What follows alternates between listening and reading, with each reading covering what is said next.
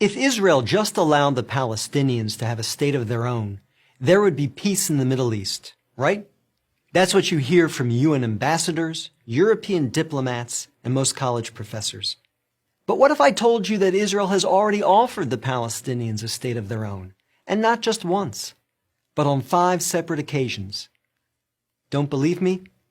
Let's review the record.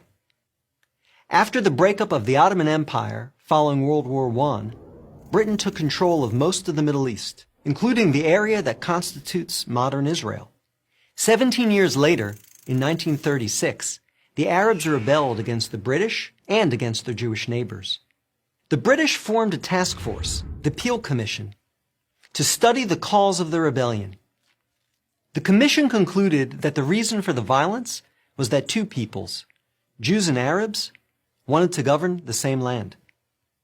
The answer, the Peel Commission concluded, would be to create 2 independent states, one for the Jews and one for the Arabs, a 2-state solution.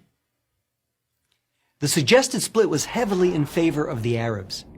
The British offered them 80% of the disputed territory, the Jews the remaining 20%. Yet, despite the tiny size of their proposed state, the Jews voted to accept this offer, but the Arabs rejected it and resumed their violent rebellion. Rejection number 1. 10 years later, in 1947, the British asked the United Nations to find a new solution to the continuing tensions. Like the Peel Commission, the UN decided that the best way to resolve the conflict was to divide the land.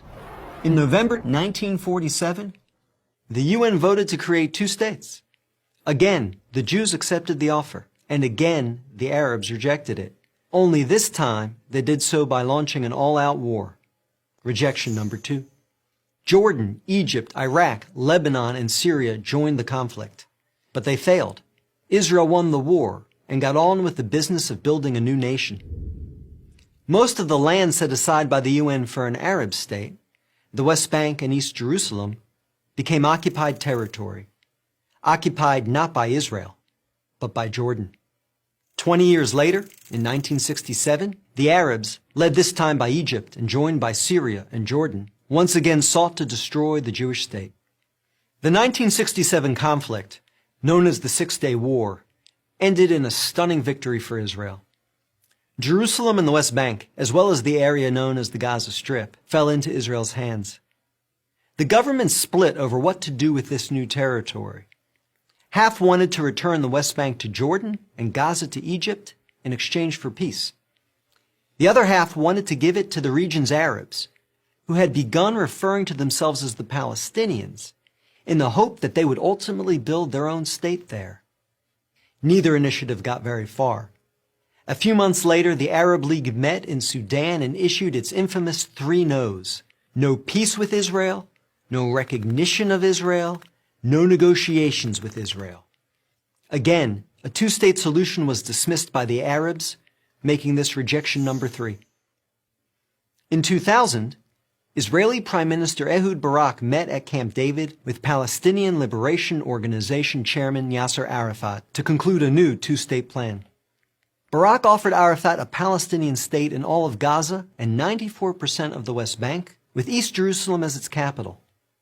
But the Palestinian leader rejected the offer. In the words of U.S. President Bill Clinton, Arafat was here 14 days and said no to everything.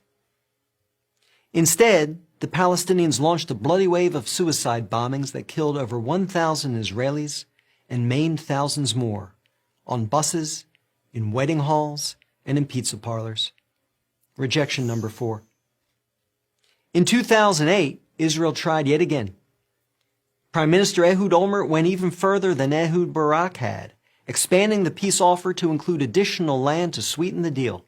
Like his predecessor, the new Palestinian leader, Mahmoud Abbas, turned the deal down. Rejection number 5. In between these last 2 Israeli offers, Israel unilaterally left Gaza, giving the Palestinians complete control there. Instead of developing this territory for the good of its citizens, the Palestinians turned Gaza into a terrorist base from which they have fired thousands of rockets into Israel.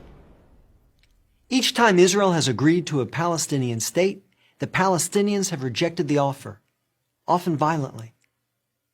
So if you're interested in peace in the Middle East, maybe the answer is not to pressure Israel to make yet another offer of a state to the Palestinians. Maybe the answer is to pressure the Palestinians to finally accept the existence of a Jewish state. I'm David Brog, Executive Director of the Maccabee Task Force for Prager University.